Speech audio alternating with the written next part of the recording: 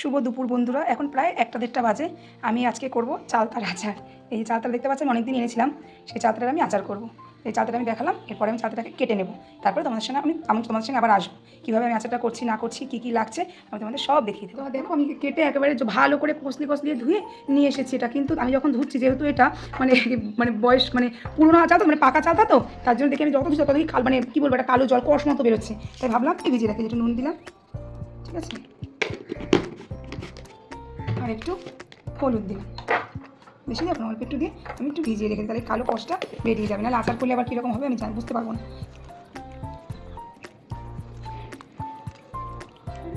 এই যে আমি জলে ভিজিয়ে রেখে দিলাম। এরপরে স্টেপগুলো তোমরা দেখতে থাকো। কিন্তু ভালো করে যে আমি বলেছিলাম যে কেমন কষ বেরোচ্ছিলো, তারপর একটু পিছলে লাগছিলো, তার জন্য আমি হলুদ আর হচ্ছে গিয়ে লবণ জলে ভিজিয়ে রেখেছিলাম কিছুক্ষণ, আধা ঘন্টা মতো।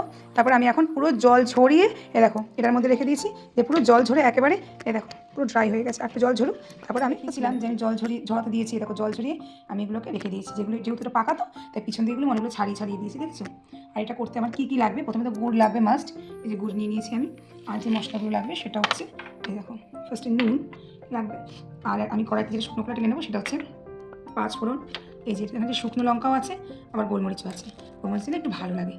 শুকনো লঙ্কা আর আছে চিলি ফ্লেক্স। আমি বেশি ঝাল খাবো না বলে আমি চিলি ফ্লেক্স 4টে লঙ্কা দিয়েছি, আর চিলি ফ্লেক্স দিয়ে দেবো।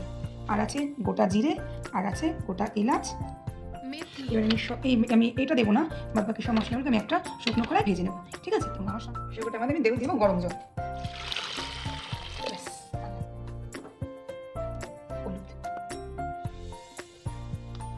সব দিয়ে দেবো,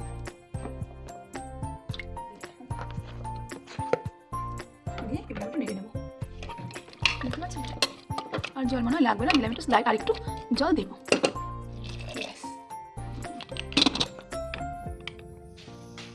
এবার আমি সব মশলাগুলো ড্রাই রোস্ট করে শুকনো করে ভেজে নেবো। সবাই মিলে শুকনো, এটা ভাজা হতে বেশি সময় লাগে। দিয়ে দেবো, তারপরে দেবো গোলমরিচ, মেথি, গোটা জিরে, 5 ফোড়ন দেবো আবার।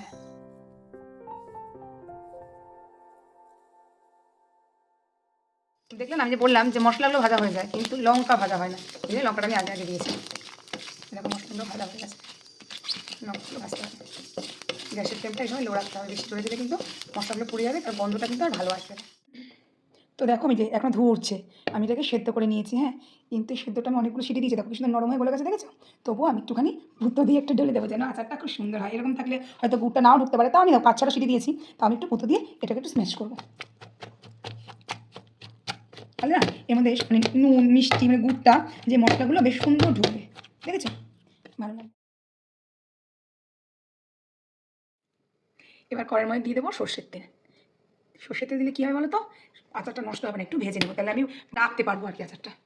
তো দেখো তেলটা কিন্তু গরম হয়ে গেছে, হ্যাঁ, বেশ গরম হয়ে গেছে তেলটা। আর এখানে সর্ষের তেল দিয়েছিল, সর্ষের তেল দিয়ে করলে বেশি ভালো হবে। এর মধ্যে আমি কিছু গোটা এলাচ দিয়ে দিলাম, সরি দারুচিনি দিলাম, তারপরে গোটা এলাচগুলোকে আমি মাঝখান দিয়ে কেটে কেটে দিলাম। আমি এর মধ্যে আর কিছুই দেবো না। একটু 5 ফোড়ন দেখো, এগুলো বেশ ভাজা হয়ে গেছে ফোড়নটা। এরপর আমি চালটাগুলো দিয়ে দেবো। চালটা আমি বেশ সুন্দর করে ভেজে, চালটাটা আমি বেশ সুন্দর করে ভেজে নেব। ভাজা জিনিস, তেলের জিনিস সহজে নষ্ট হয় বলো, নষ্ট হয় না। এই জন্য এমনি সেদ্ধ করে দিয়ে গুড় দিয়ে জাল দিয়ে দিতাম, তাহলে এটা নষ্ট হওয়ার চান্স থাকে। ঠিক আছে, সুন্দর করে ভাজা হচ্ছে, ঠিক আছে, সুন্দর ভাজা হয়ে গেছে। এবার এর মধ্যে আমি দিয়ে দেবো প্রায় 400 মতো আখের গুড়।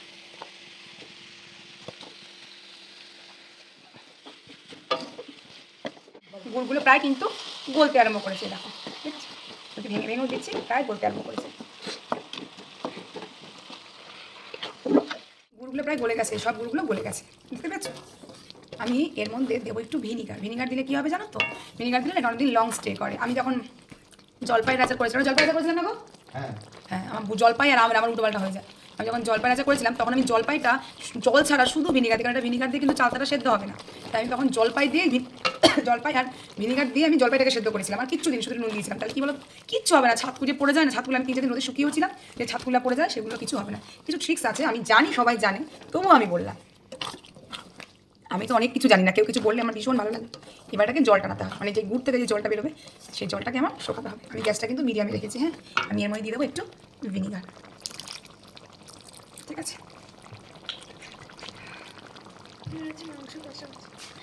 আমার মেয়ে এবার বলছে নাকি মাংস কষাচ্ছি। কপাল। যেই মশলাগুলো শুকনো খোলায় আমি ভেজেছিলাম সেটা গুঁড়ো করে দিয়ে দিলাম। এটা বারবার আমি 2-3 বার করে দিতে থাকবো।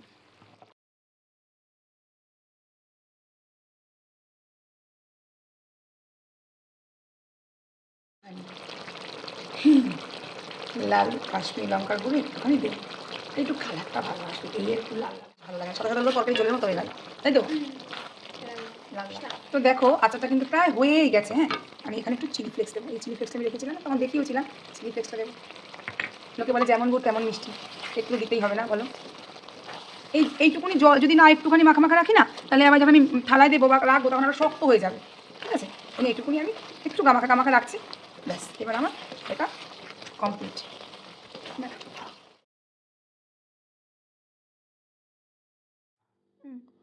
আমার আচার ইজ রেডি। দেখো সবাই, দেখো একটু করে খেতে ইচ্ছা করছে না? আমার তো এবার খেতে ইচ্ছা করছে। শুনু বাবা একটু টেস্ট করা হয়ে গেছে, বলছে খুব সুন্দর হয়েছে। তো সবাই দেখো ভিডিওটা, এভাবে একবার করে ট্রাই করো।